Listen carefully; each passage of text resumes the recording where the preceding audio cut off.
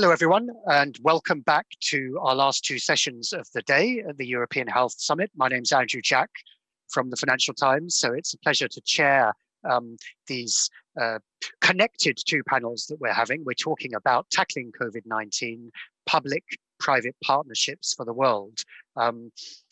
In terms of the balance of our panels, we tried to have a good representative and diverse group. For various logistical reasons, the first half of our panel will be all male, but the second half will rebalance that. And I hope that participants from the second group, where we're going to talk a little bit more about vaccines, will also join some of our discussion if there's some insights and reactions that they have during the second half of this bit of the discussions.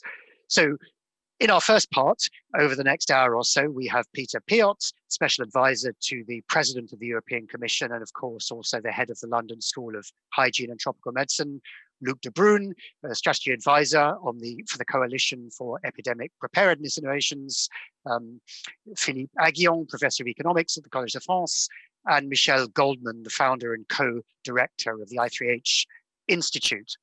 So we're going to have a first round of reflections, just thinking about the experiences and the lessons to date in tackling the pandemic. And then I'm going to go back round to hear more from our panelists on their reflections on next steps and challenges and what's required going forwards for better pandemic response and future resilience. And those of you watching, I would encourage you to engage as well. You can use the chat function to react and particularly to ask questions. So I hope we'll have some time to incorporate your queries and reflections towards the second half of this hour. But first, Peter, let me turn to you, Peter Piot, and hear a little bit about your reflections on how well we've done, what lessons we're learning, what's gone well and what hasn't over the past few months. Peter.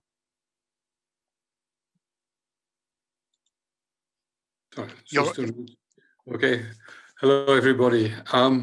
Well, I think it's hard to say that we've done well when I assume it's about COVID. We've done actually very badly because Europe, after the US, is now still has the highest number of cases of deaths and so on. And it was entirely predictable. And as we say in French, a catastrophe annoncée, because already in July, on the 15th of July, the European Commission issued a communication to the member states and saying, look, now we came out of the first wave, and these are the things that we have to do in order to prevent that there will be another wave. And it's probably not right to talk about waves because the virus never went away. It was suppressed. And that's the good news. I mean, it really showed that every country who tried brought down the number of new infections to a very low level. But what I found interesting also is that whereas in the first wave and the first in spring, that everybody was trying to learn because nobody had ever been confronted with this type of epidemic on that scale, it was a pretty scattered response. But now there's far more coherence. And I think a breakthrough was, for example, the fact that the European Commission had these procurements, this advanced market procurements for vaccines for the whole of the European Union. Because let's not forget that health is not a competency, not a legal competency of the European Union. It is really not part of any treaty. It's not like trade or competition and or some of the environmental norms and so on. And that is the challenge. But I think this is now an opportunity to change that. I'm not talking about healthcare systems because every country has a healthcare system that's often buried in history. In Germany, it goes back to Bismarck, but it's more about when it comes to pandemic preparedness, pandemic threats, and also making sure that there is more harmony. If you look at quarantine rules or the duration of isolation are different from one country to another. The apps that are being used for detecting people who are infected, that should be harmonized. But it's an opportunity, and so hence the proposal by President Ursula von der Leyen to develop a so-called European Health Union, I think is an example of a crisis turning into an opportunity, and to make sure that for next time, because there will be others, we'll be better prepared. And that goes from a strengthening of the European Medicines Agency to the European Center for Disease Control, but also the equivalent of BARDA in the US that is there to fund, to support innovation for pandemic threats, and that has got the name HERA for health emergencies. So there are a number of areas where I think in Europe we now need to make sure that we just are not only responding today, and because the number of cases is now starting to come down again, but also that we're preparing for the longer term. Thanks very much, Peter. And we'll come back in the second bit of the discussion to some of those forward-looking plans that you mentioned, including BARDA. But let's continue first of all our discussion with initial reflections on how things have gone and lessons so far. And let me turn now to Luc Debruyne. How do you feel we've been doing? Well, obviously, I'll come from a different angle than Peter did, and I agree, of course, with everything that he said, because it's obvious, what we see happening. But on starting with a positive note, I mean, unprecedented scientific progress has been made. I mean, I've never seen in my 30 years of career in the industry such a scientific progress. From the release of the virus sequence on the 10th of January, 300 days later, actually, we have a product that is submitted for approval, actually, to the regulatory authorities. But let's not forget, this hasn't been done in those 300 days. This is a decade of research, basic research that has happened before. And I think we can draw some lessons when we get into the discussion on what we should do for the future.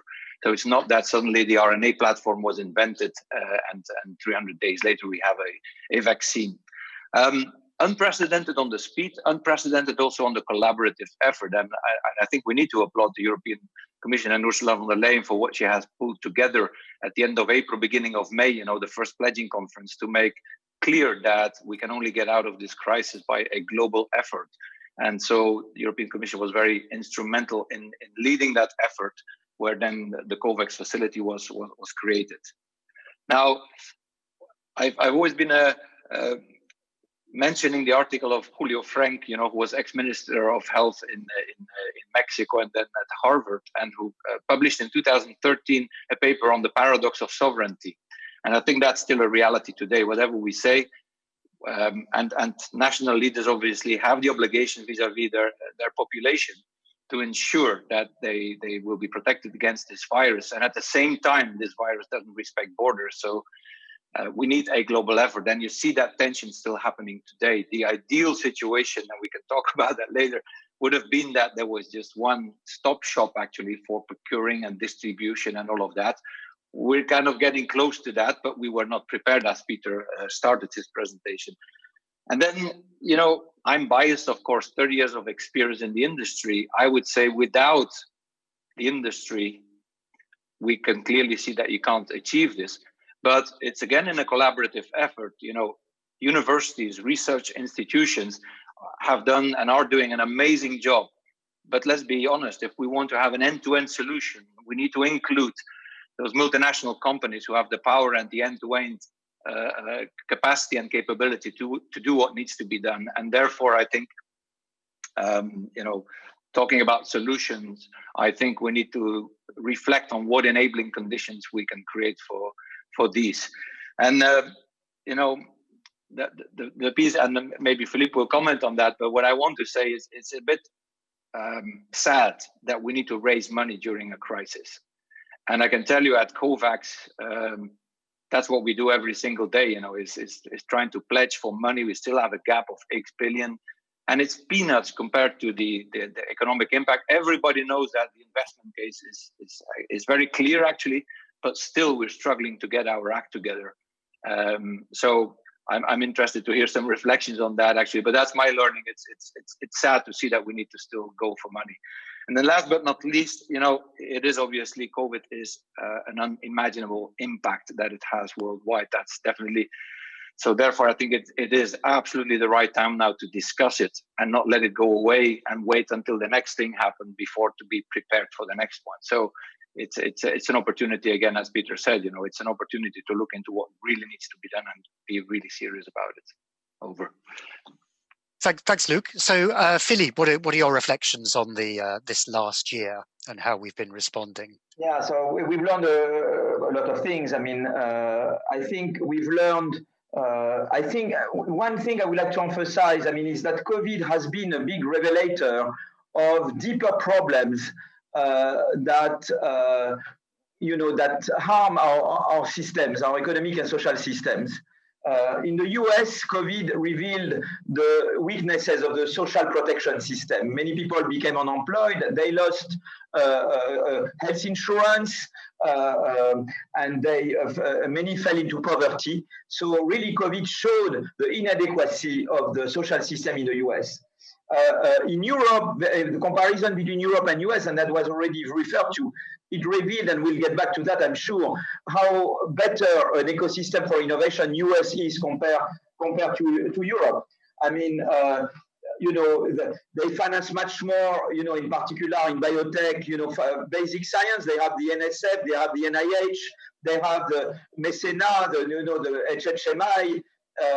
They have various bits of finance, basic research. Then they have the BARDA, which is that was alluded to, which is the equivalent of DARPA for biology.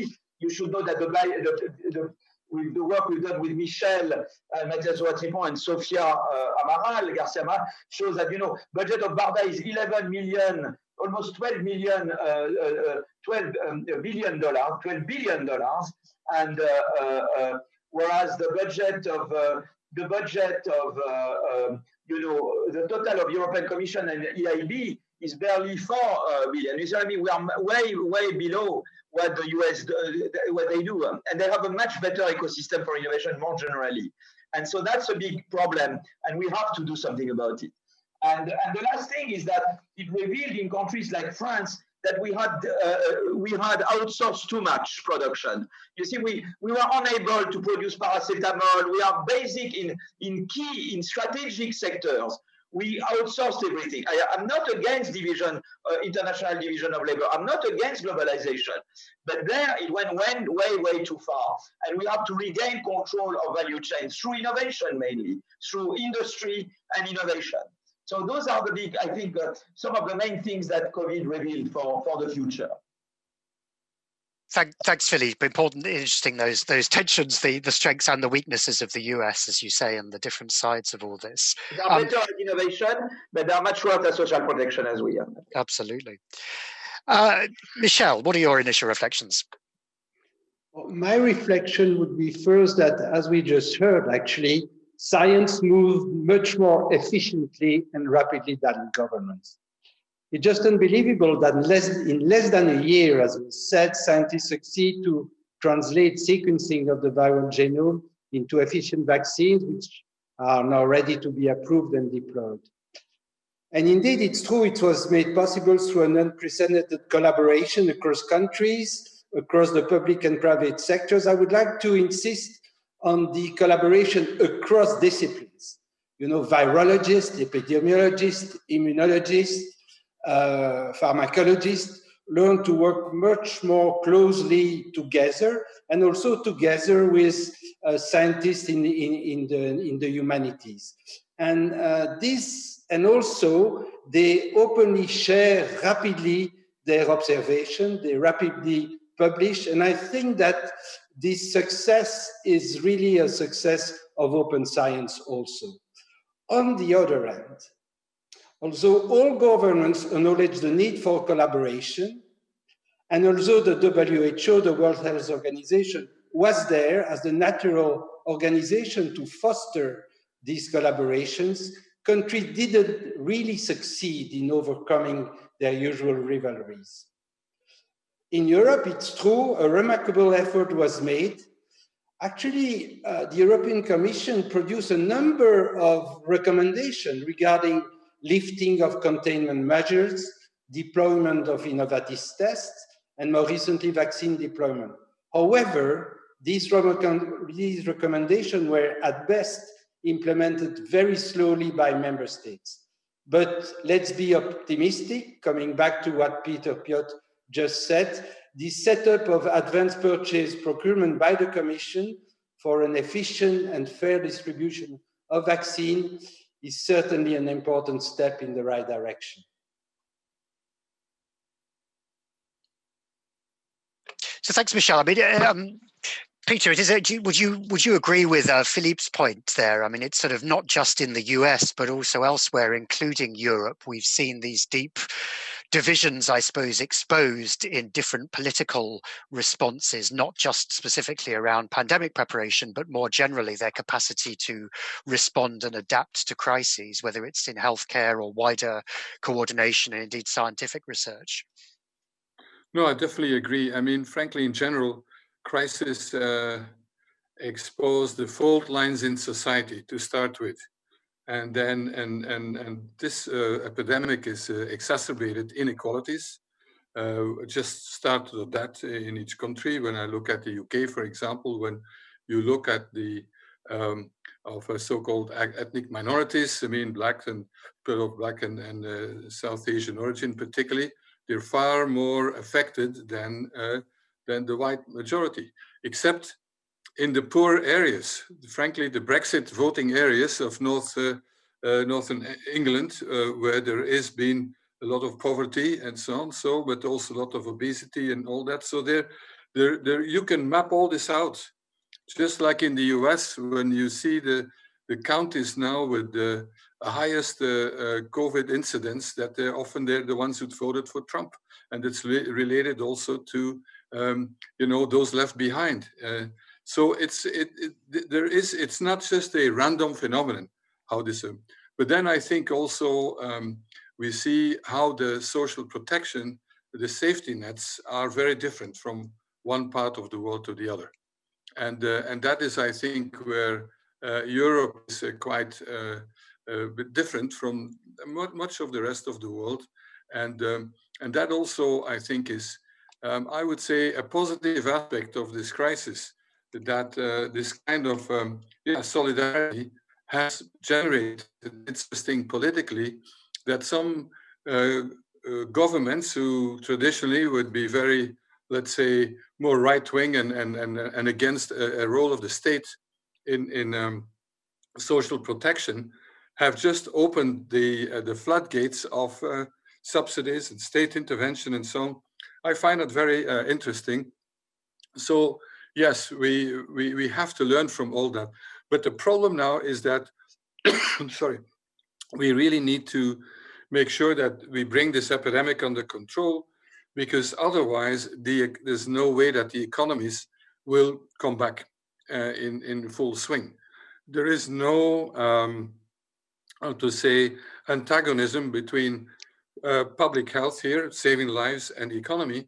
Actually, your newspaper, the Financial Times, Martin Wolf, published some really interesting graphs showing that those countries with the highest mortality from COVID have had the highest reduction in GDP. I mean, rough measures. And so you need to really fix the epidemic first, and while trying to limit the damage, of course. And I think we are going into a bit more refined type of lockdowns than in the spring. But now, of course, with the Christmas there and the ski holidays and so on, so this is an incredibly complicated and difficult, how to say, political issue, basically. Scientifically, it's clear. I mean, skiing is bad for your bones. I mean, you break your legs, okay? But it's the après-ski, that's, which will generate super spreading events, as it was the case in the spring. And I'm very concerned we'll go to going through the same scenario, as if we haven't learned. And just with Christmas, for a few days of fun or so, that we put the lives at stake for lots of thousands of people.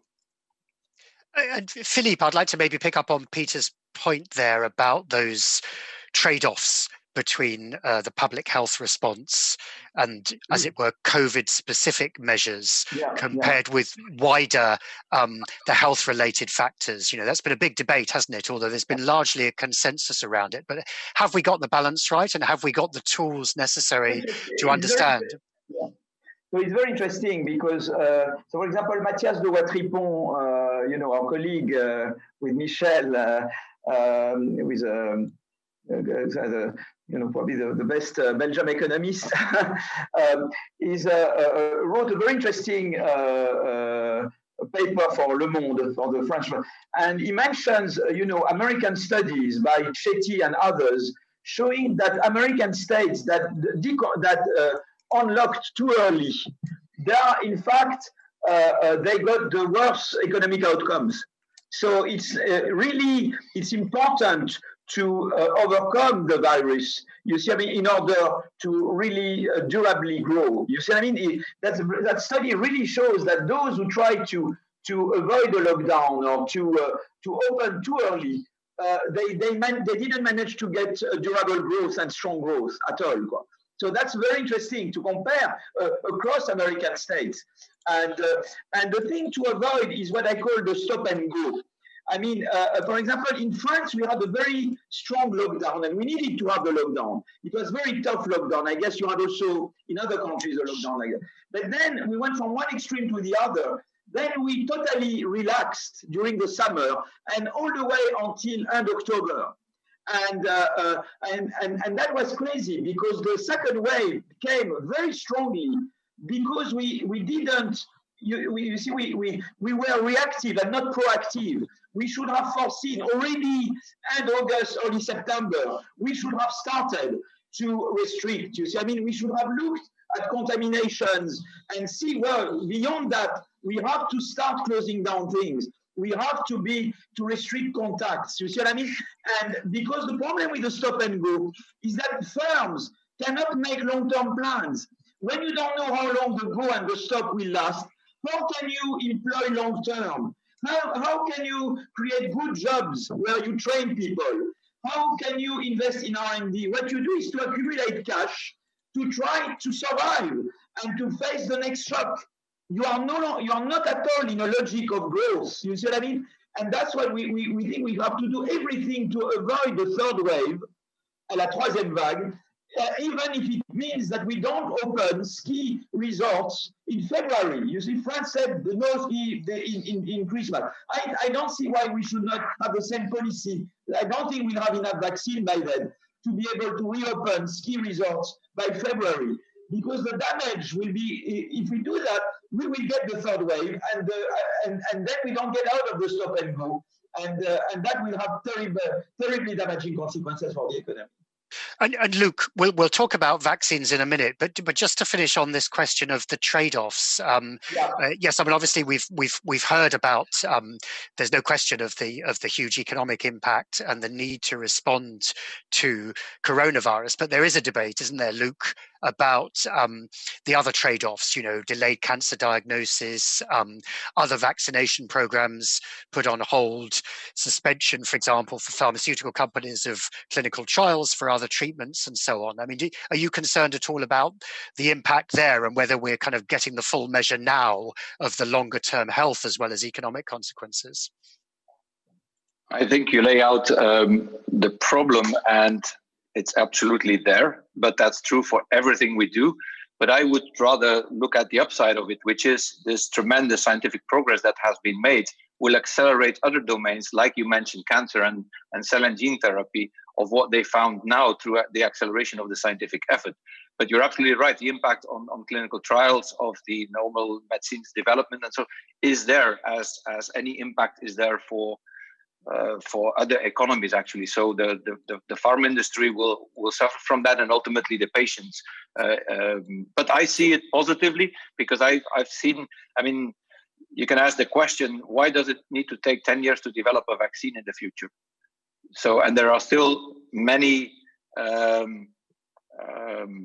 diseases, infectious diseases that we need vaccines for, actually, that we are developing. Why does it need to take 10 years? And this sequential approach that we've been doing so far needs to be challenged and really looked into so that we can help. So I'll end the answer by what Peter said at the start, which is this crisis again is an opportunity to look how can we actually accelerate things so that we can actually get ahead of that delay that we have accumulated now. Okay, so we'll come back again to those issues as we start to move to our kind of reflections on next steps. But Michel, I think you wanted to say a little bit more, thinking about the testing issues and quarantining and how that's gone up till now and what the lessons are to date. You're on mute, Michel.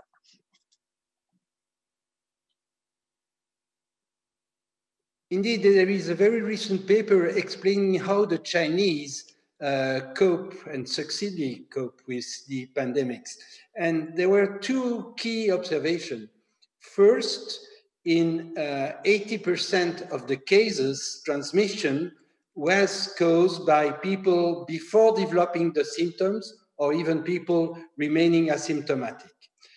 And what's even more important, perhaps, transmission is occurring just before the symptoms and mainly during 4 to 5 days after the symptoms appear. So it's critical to test people very early on, to get the results very early on, and then obviously to take the right measures in terms of quarantine and isolation. And we have not been very good in all these. And regarding testing, we look at the development of the different types of tests, and there also Europe is behind. We are really fully dependent on reagents coming from China, and except some new tests developed in Germany, I would say, other countries are now following. I would say that this pandemic demonstrates the need to be much more reactive in developing not only vaccines, therapeutics, but also diagnostics. So Peter, Michel was just talking there about China, and Asia is a part of the world we've not really talked about so far. We've been focusing on the balances of the US and Europe, of course, the traditional, as it were, pharmaceutical and health powers. But what's your reflection on the different approaches taken in Asia? And I suppose I'd include Russia as well as China in terms of vaccine development, and of course a lot of Asia in terms of a much more reactive and rapid response to infection control. What more can we learn from the first few months from there, Peter? Yeah, first of all, I would like to say that I fully agree with Michel, what he said about testing. And in Europe, actually only Germany really very early on developed their own tests, and in a very decentralized way, made it available, and actually had certainly in the spring the least damage from the epidemic. I mean, it was there.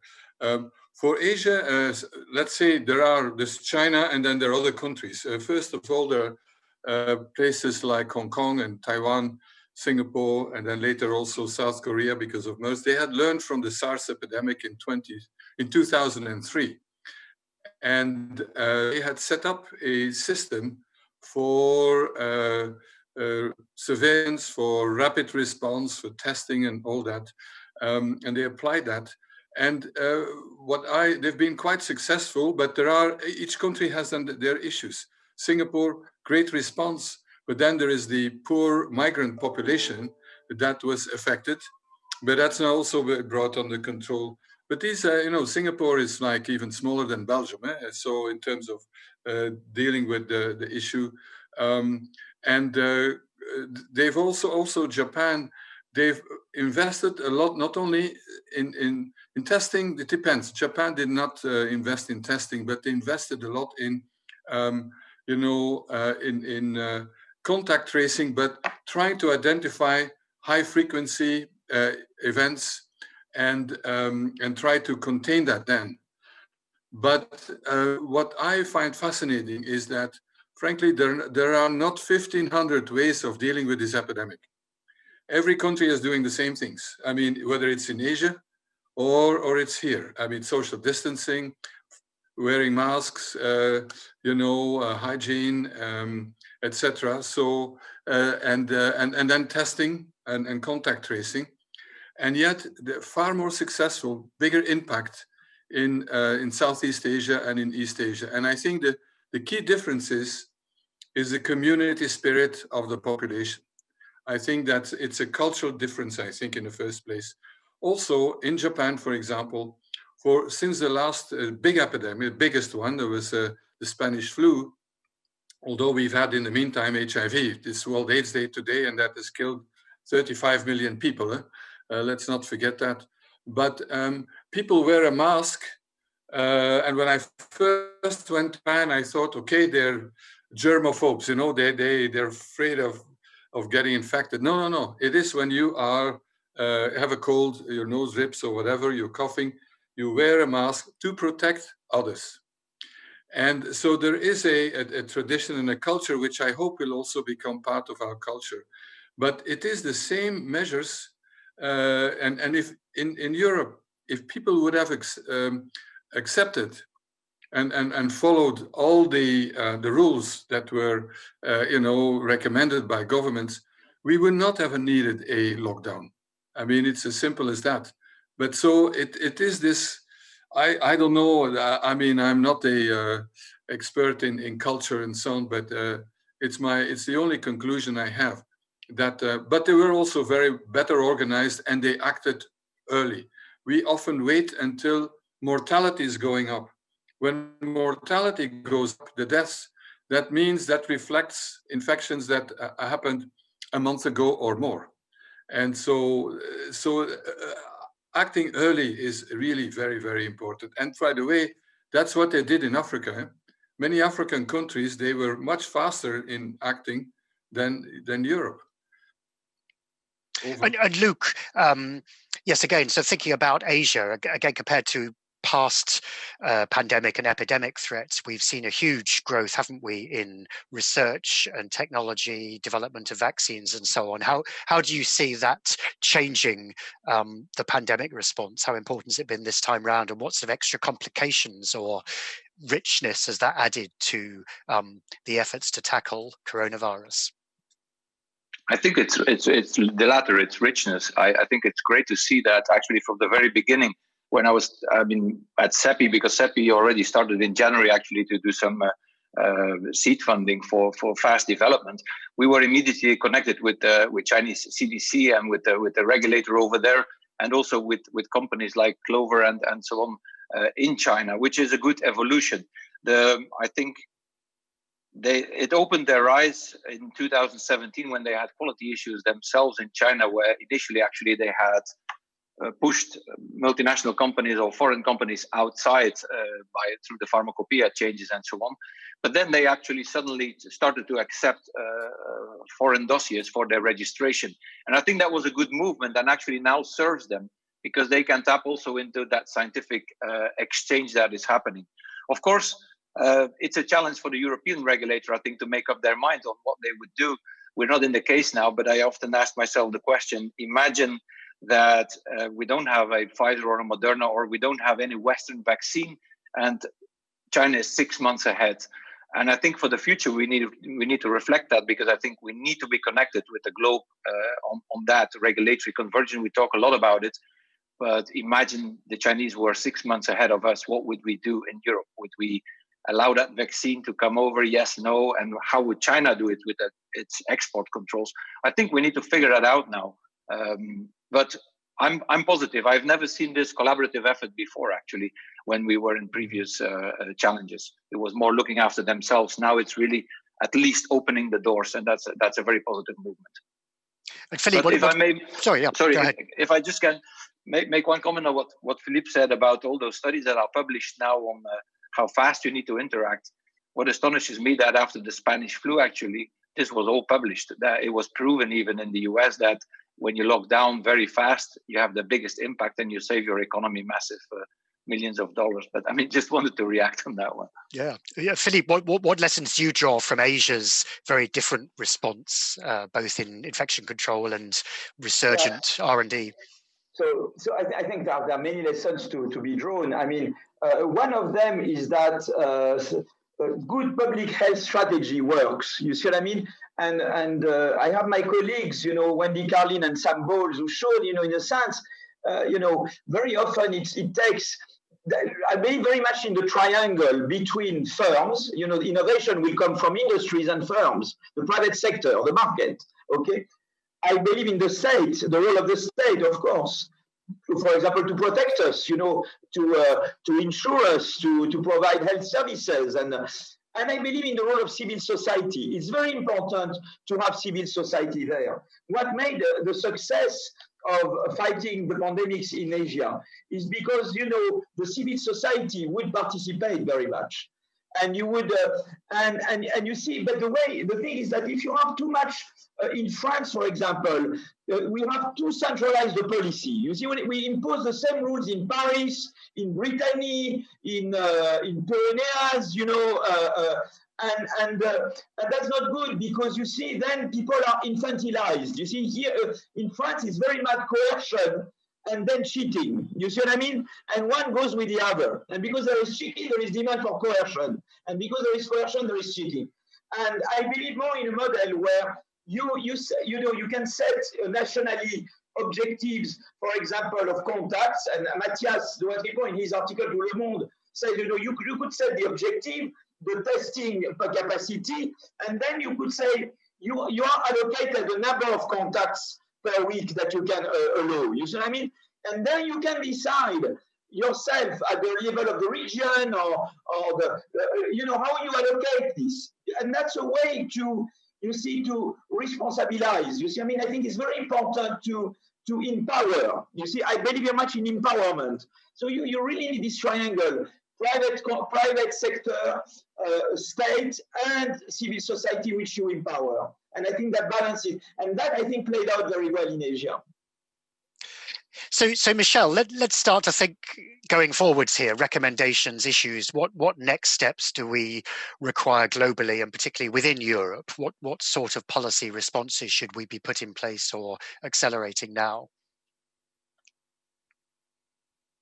You know, on the basis of my experience at the Innovative Medicines Initiative, I really think that public-private partnership to foster the collaborations we were talking about is extremely important. And in this respect, I think that the launch of the new agency that was announced by the President of the Commission gives some hope that we might achieve this objective to reinforce the existing partnership. But the problem is really to make those partnerships fit for purpose.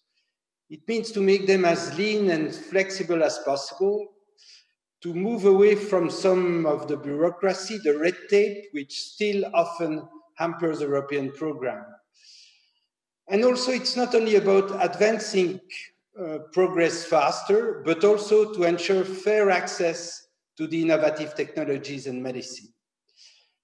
And for this, those partnerships require a framework in which the private sector, and I would say especially the pharma companies, translate into actions their recent generous statements about paying more attention to societal values in addition to shareholder value. This is extremely important. Also, I would say to restore public trust, which will be essential, especially at the time where we start the vaccination campaigns.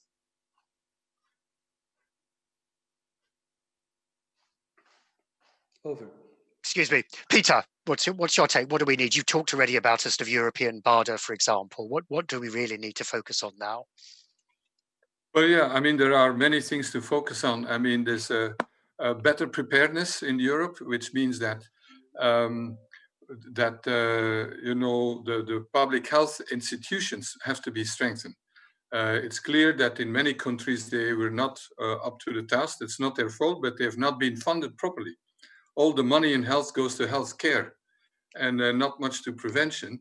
And and it's time now to develop that, but that has to be done member state by member state, but also at the European level it can be done. But then when it comes to innovation, it's I mean, Michel knows this better than I do, and that is that we need an instrument that has the firepower. I mean, and not about millions, but billions. That's what we need to make sure that we can be ready for the next pandemic, because let's not fool ourselves, there will be one. Now, this is going to be quite a challenge to get agreement of all the member states and the European Parliament and so on. But I think now is the time to do it. Now is the time to do it, that we have the capacity in Europe, and connecting also with low-income countries. Because one of the, I would say of the things that I really like what has happened recently is what Luc Debruyne mentioned, besides the formidable scientific collaboration. It's and open science indeed. The challenge today is to follow what's going on. It's not to look for information, but it's a good challenge to have. Is that out of this agreement on the ACT Accelerator, as it's called, anti-COVID tools accelerator, that on the vaccine leg, the COVAX, that is going to benefit low-income countries in a big way. So that's it's an example of a solidarity that in Europe is so important, and we have to look further than just ourselves, but also our neighbors and further away, and that should be part of it. This is a global issue, so if we only are inward looking, we are not going to make it. But there is, I think, there has never been such a strong signal and wake-up call that we need to get our act together as Europe, as individual countries, to be prepared for resilience as of societies, but also have the instruments that are flexible, not bureaucratic. I agree with Michel, and that can act fast. And it's not to compete with the US or with China or whatever. No, it is because we have something unique to offer. And that's what we have to make sure that can be materialized now, because now out of lack of instruments is far more difficult. So, Luc, what would you see as the key two or three perhaps interventions that policymakers need to focus on to both for the next phase of this pandemic and also for future ones? Well, if I speak if I put for a second my ex-industry hat on, I would say make sure there are incentives to keep them at the table, because you cannot count on the kind of step up each time there is a crisis, because we didn't discuss it, but there is a massive opportunity cost, whatever they say, because we need to consider these vaccines at least for the next 2 years as a global public good, so at low prices, not for profit and so on. But we need to get those incentives. I mean, we can think about what they do in the US with priority vouchers, which is with tax credits. And of course, Michel, as Peter said, Michel knows how to get them to the table for the IMI projects. But my experience with BARDA, because I've worked a lot with BARDA, is that it's actually a fully fleshed organization with day-to-day activities that are clearly outlined. If we are just going to put a kind of a meeting together, that's not good enough. It's a matter of, as Peter said, fully financing, but making sure that the day-to-day tasks of that organization are very clear, that it's a permanent organization, so that it can be connected, wired nationally and globally, because indeed it's a global endeavor. And I think a word that I use a lot is the wiring. I think it's not a matter of setting up a lot of new stuff. It's a matter of wiring. If we think about the vaccines industry in Europe, it's massively present actually on European soil. So we don't need to build extra capacities to be owned by governments or every nation now who wants to do that, because that's the danger. I think lots of nations will think, we need to have a vaccine plant on our soil. Absolutely not. Let's connect them, wire those that exist, because you need to keep vaccine plants warm. They need to produce on a day-to-day basis, but in crisis, then they can be used. So it's a matter of wiring the whole system and making sure that the roles and responsibilities are laid out very clearly. Because, I mean, that's my experience with COVAX. Peter, I'm sure you agree with me. We spend more time on governance than on anything else. And it's distraction. I would want to, work on what is really needed, what Philippe was saying, community engagement. We should start now, before the vaccines are there, because a vaccine is only a vaccine when it's called vaccination, when the jab is in the arm. And we see all the statistics. Let's not get scared of the statistics, but let's make sure we start engaging countries now on the country readiness. So bottom line, I think a permanent organization fully fledged, funded, and staffed as well with academia, people with experience in academia, in industry, and governance, of course, for policy recommendations, and then make sure that we, wire this in the bigger thing, because countries need to get their act together, regions and the globe, with a clear governance model. But I'm sure that's an ideal situation. But if we are not ambitious, and I agree, this is the moment to do it, so to lay that clearly out, and make sure that the people that are necessary, as I started in my introduction, the industry is necessary, universities are necessary. Make sure the right incentives are there. This is not philanthropy. This is real, this is real business, because it has such a massive impact. And so let's attract the right elements around the table. And instead, Luc, what about warp speed? Any lessons out of that? I mean, there was a big process of de-risking, essentially, of industry, wasn't there, through that, for example? That's absolutely what public-private partnership should be about. I think it's about de-risking and sharing the risk, doing upfront investments. So stepping away from that sequential development, but doing things at risk together, where you are eyes open, on what risks you are taking. And Operation Warp Speed, obviously, Moncef was my mentor in vaccines before. But, they gave him 10 billion to develop a vaccine fast. What would you say? No? I mean, it has nothing to do with politics then. And I think we've all taken advantage of that, because the scientific movements they've made, as I said in my introduction, were based on 10 years research that was funded before, actually, through NIH and you name it, all those organizations. Europe is very rich on that as well from a research perspective. It's a matter of wiring it and making sure there is some governance on it and the necessary funding. So, Philippe, what's your take? What more lessons going forward? And perhaps thinking not just about the pandemic preparation areas, but even actually some of the broader economic recovery and support mechanisms that we've seen kick in. So I think it was a very important step when there was the agreement, for the rescue plan, the European plan. I think that was good. I mean, I know there are we have still some issues with some countries to deal with, but on the other hand, if you look at the detail of this agreement, it was not that great for basic research. I think they got a bit sacrificed in this deal. I have to check there.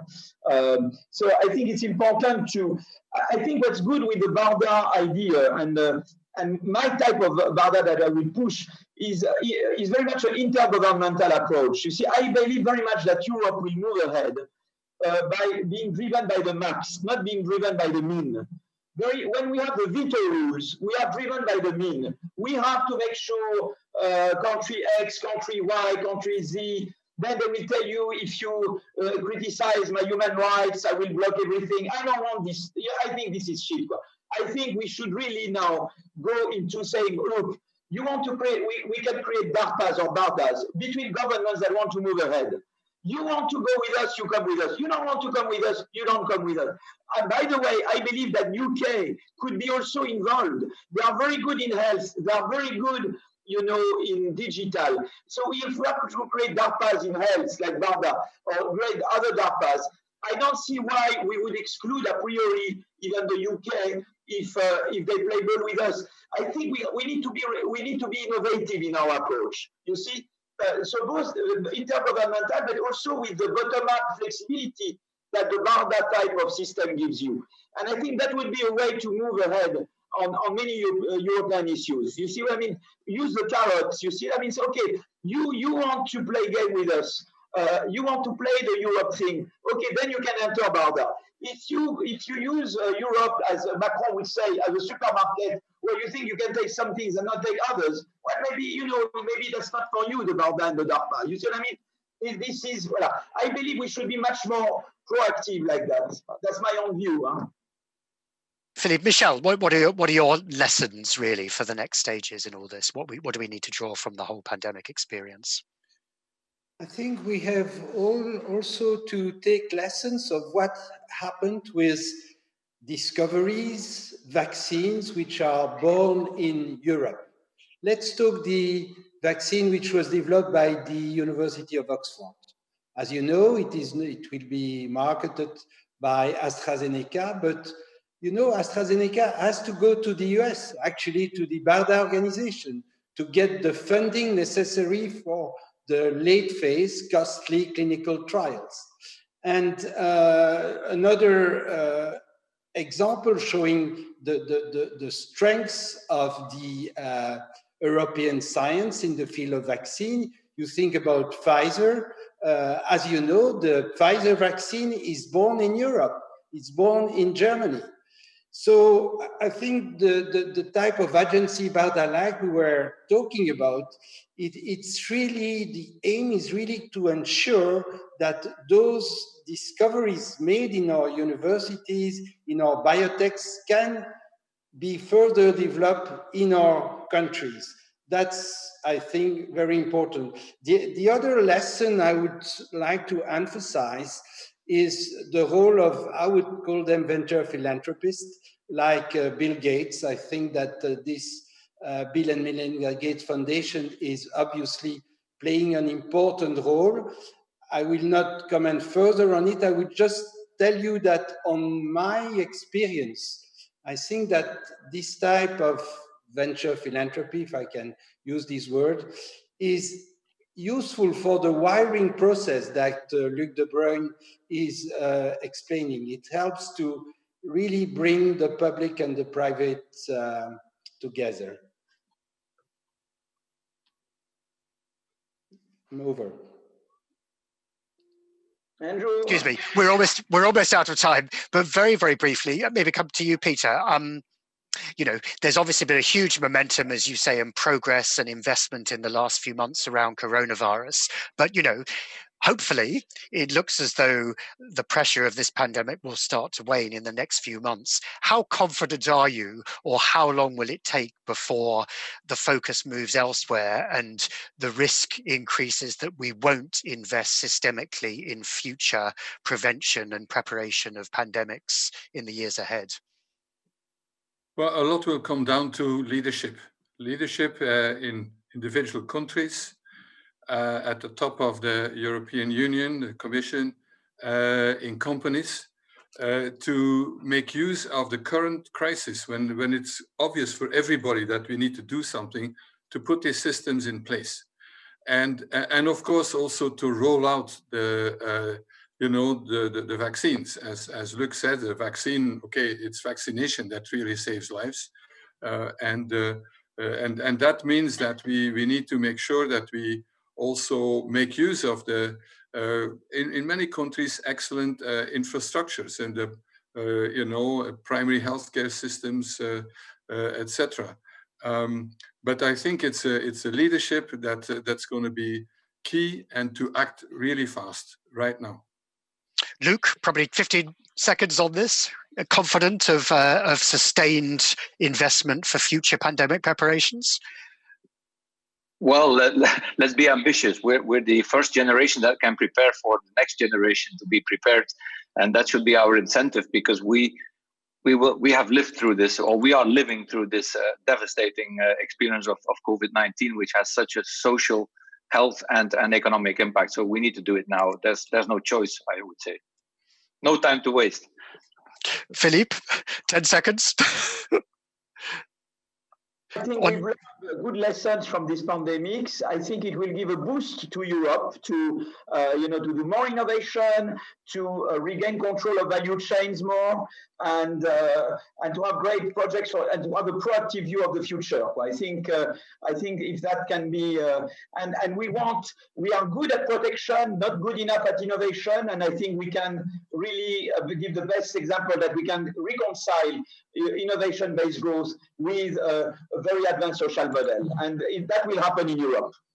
Thanks very much. I'm afraid we're going to have to stop now, but I hope you'll all join us, including Michel, who I couldn't give his final words to, for our next panel just coming up, where we're going to focus more on vaccines. But thank you all very much for your participation.